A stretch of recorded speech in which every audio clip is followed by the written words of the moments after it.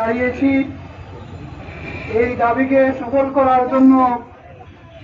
ইতিপূর্বে আরো 3টি কর্মসূচি দেওয়া হয়েছে, গণমিছিল হয়েছে, সমাবেশ হয়েছে, দাবি জানানো হয়েছে। আমরা তত্ত্বাবধায়ক সরকারের কাছে জানতে চাই স্পষ্টভাবে, আর কত মিছিল মিটিং করলে, রাস্তায় দাঁড়িয়ে দাবি জানালে আপনাদের বুধোদয় হবে? জাতি এখন আপনাদের কাজটাকে জানতে চায়। সংগ্রামী সিলেটবাসী, জুলাই সনদ নিয়ে তাল বাহানা চলছে। ভাবে স্বাক্ষর করে ওইটাকে সময় কাল ক্ষেপণ করার জন্য কোন বিশেষ মহল ষড়যন্ত্রে মেতে উঠেছেন। এদেশের ছাত্র জনতা মেহনতি মানুষ রক্ত দিয়েছে, জীবন দিয়েছে। বাবা তার ছেলেকে হারিয়েছে, স্ত্রী তার স্বামীকে হারিয়েছে, মা তার সন্তানকে হারিয়েছে।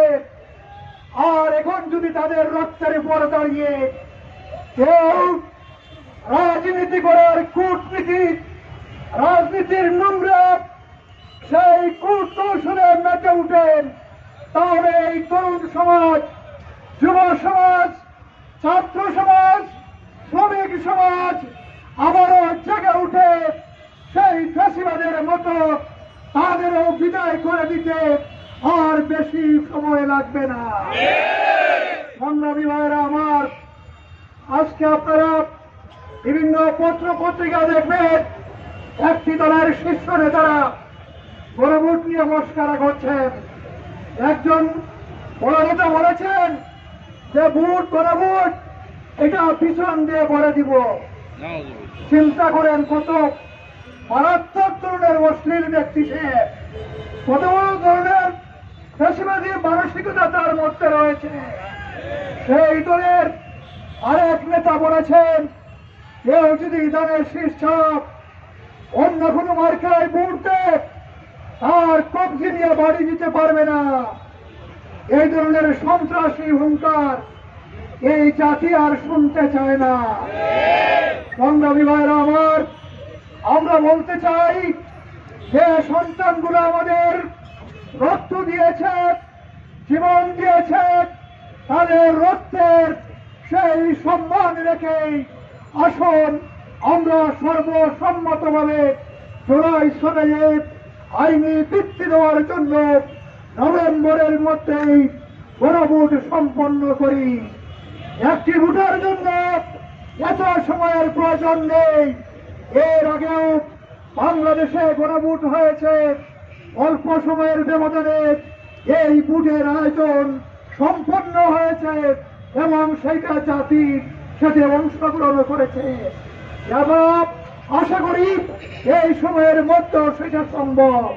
সংগ্রামী ভাইয়েরা আমার, আপনারা লক্ষ্য করেছেন পেয়ার পদ্ধতি নিয়ে তাল বাহানা চলছে। আমরা বলেছিলাম একজন মেহনতি মানুষের ভোটের যে মূল্য, একজন অফিসের বড় কর্মকর্তার উপর একই ধরনের মূল্য, তার কোনো পার্থক্য নেই। পেয়ার পদ্ধতিতে নির্বাচন হলে প্রত্যেক মানুষের ভোটের সেই মর্যাদা রক্ষা হবে এবং তার ভোটের প্রতিনিধিত্ব সংসদে সেখানে থাকবে।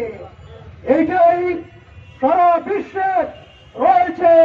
91টা দেশের মধ্যে পেয়ার পদ্ধতি রয়েছে, কিন্তু আমাদের দেশের কোন দলের শীর্ষ নেতারা বলেন এটা বুঝেন না।